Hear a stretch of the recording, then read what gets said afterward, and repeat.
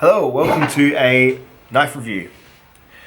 No space travel in this one.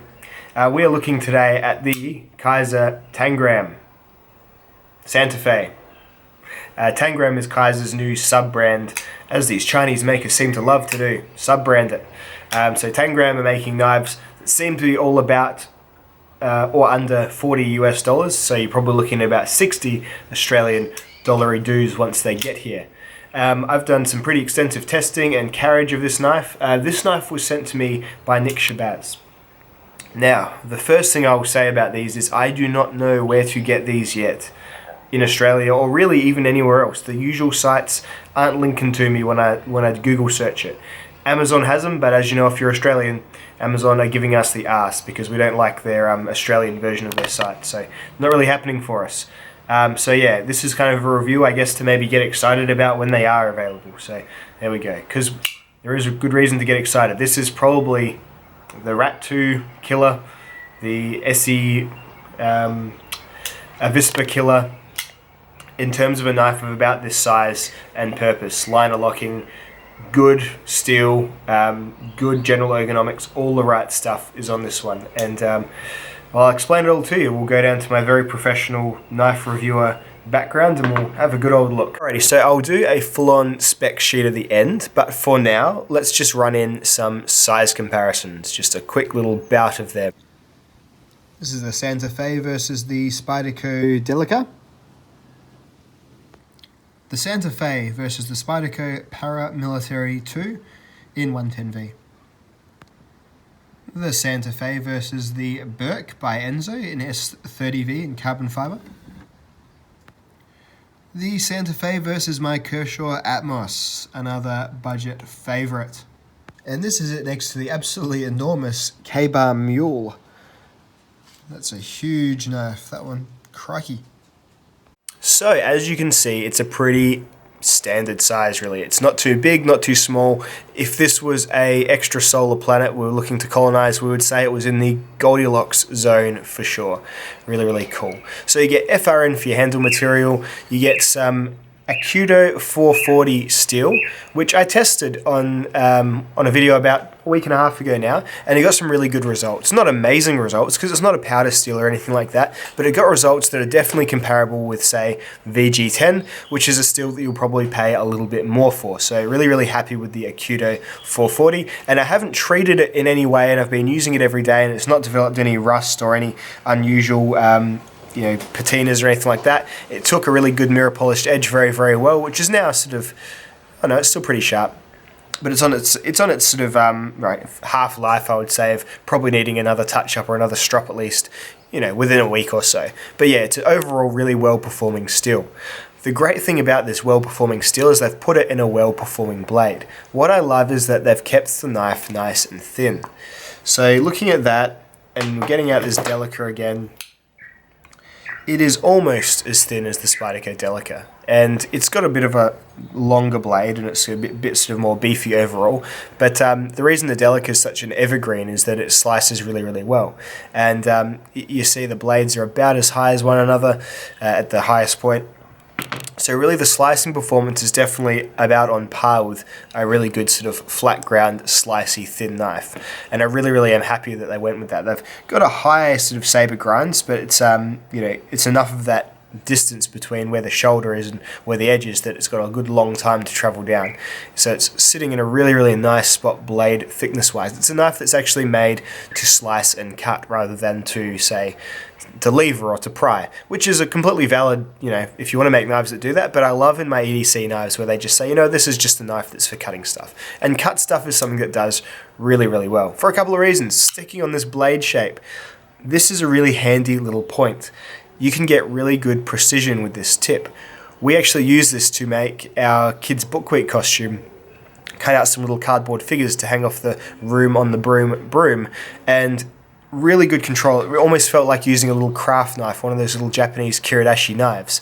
Really, really good control, sharpness, holding it like this, really, really well done. Wife had a really good time using it, and she remarked that this is a good knife. And when a non-knife person says that, it's, well, it either means everything or nothing, because non-knife people often say that Winchesters are good knives as well. But anyway, The choice of the tip was really, really cool because you can get some really fine detail work done with this really, really happily.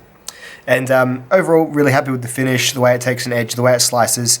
Everything about the blade is really, really well executed. I would compare this knife very, very favourably to the Ontario Rat series of knives. Something that I love about the Rat series is that they've got that great action on the bronze phosphor washers. This one does the same, has really good action, really flings open really, really well.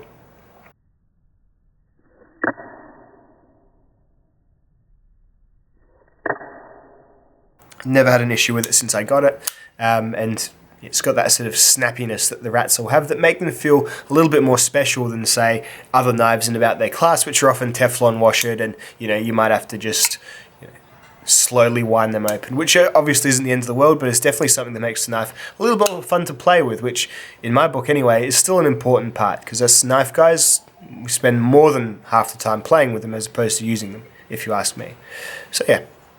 The handle material is FRN. FRN's a pretty unremarkable material. They've done that basic texturing. Feels very much like the Ontario Rat handles. So if you've handled one of those and you've done this along an Ontario Rat, then you probably know what you're in for.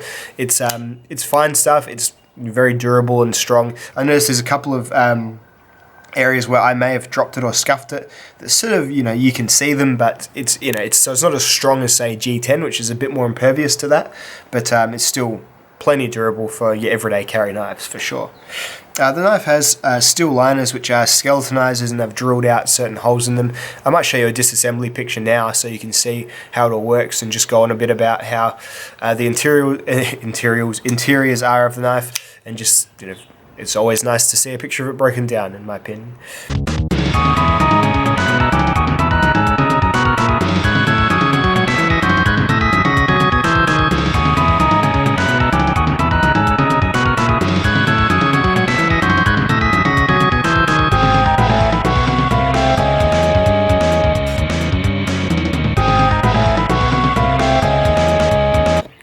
In this part of the review, I was going to take the knife apart and show you the internals. It seems to be so thread locked up, even on the ancillary screws, that I can't do that, which is not a good thing. I do not like that. So I'm shooting this part after I've filmed the main review, just assuming I'd be able to do this. So if that factors into you, that you're going to have to either soldering iron, warm up these to break the thread locker, blast them in the oven, whatever. All I was going to show you was that there are bronze phosphor washers, which you can see in the end, but that kind of sucks. So yeah, overall it seems like a really well constructed knife. There is no blade play side to side or up and down. It locks up very, very tightly to about 40% or so. Really, really happy with that.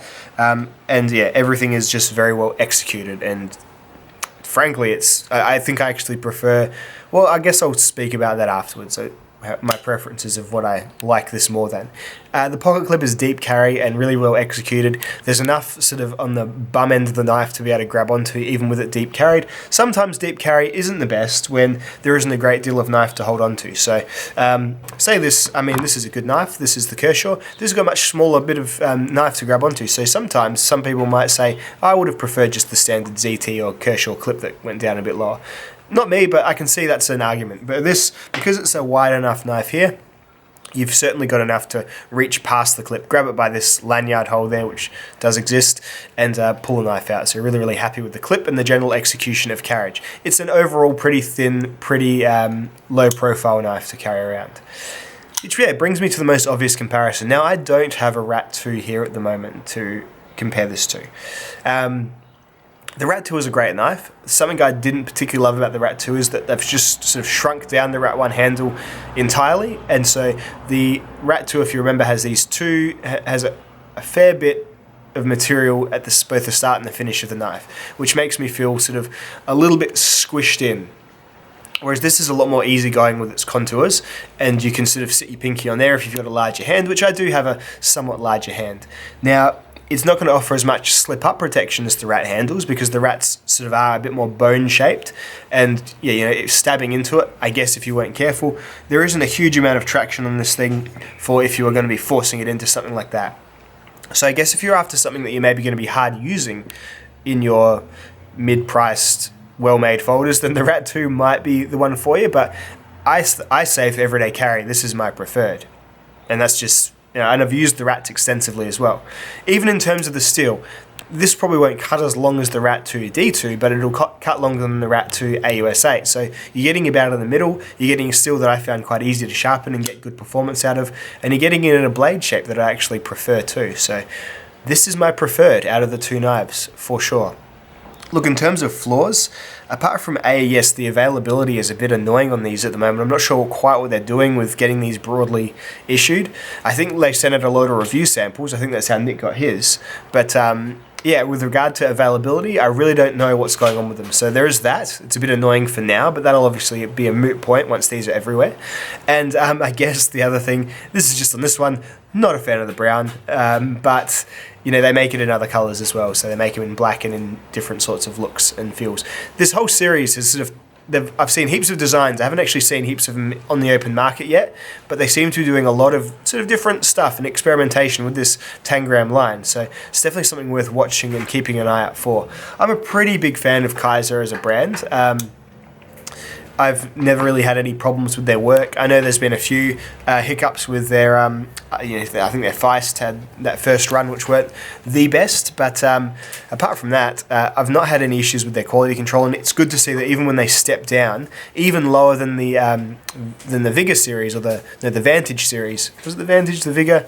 I can't tell. The Kaiser do a Vantage, I think, line, where they have a black-handled VG10 knives. This definitely feels on par with those knives, so it actually kind of makes that line of Kaiser knives almost seem a little bit pointless now. So they've kind of undercut themselves just a little bit, which is interesting. At any rate, I don't really have a great deal of criticism on the knife at all. It's really, really good. I think in terms of the design, because I was thinking, which do I like more this year? These are both quite different knives. So you've got the Kershaw Atmos and you've got the the Tangram knife. And the Atmos, I think I do prefer a little bit more still. I think this is just a nicer, more appealing design to me. I love how this knife looks. I love playing with it. I've got a really good edge on this now, and I can slice with it like crazy. The 8CR isn't going to last as long as this knife, but this is still, I think, a little bit cheaper as well. Really, really lightweight. Completely different purposes, really. Well, not completely different, but quite different classes of knife. This is in your lighter, smaller, and this is in your sort of more crowd-pleasing, general, all-rounded use. So I think I still prefer the Atmos to this year, because those are both kind of new 2018 knives. But geez, this is a good one. If you're after something, if you're weighing up getting a Rat 2 and you can find one of these, you know what, I'd almost just say go and get one of these instead. I think I actually like it about as much as I like the Spyderco Delica, to be honest. It's a little bit bigger than the Delica, so again, probably not quite the right comparison. But if I had to choose even between these two, I'd probably even choose this at the minute, because it's just been doing me really well lately. The Delica has a few little issues that I've never absolutely loved. Like, I never really loved this area of the knife. I've never really loved the clip either. I know this is a fixable thing, and I've seen some people Dremel this, but you know, as from the factory goes, you're paying probably an extra $50 for this one over this one, and I really don't think the $50 extra is here compared to this. Japanese made, sure, slightly more prestigious still. Whether it's better or not, I would say arguably, maybe even not better than the Akuto 440, at least as far as my testing's gone, but interesting food for thought, really, it is.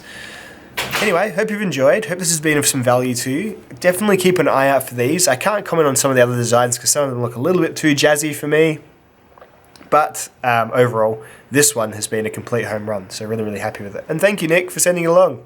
Alright, dudes, I'll see you in the next video. Hopefully my cold's gone by then. I feel like I'm talking underwater. I'll see you later.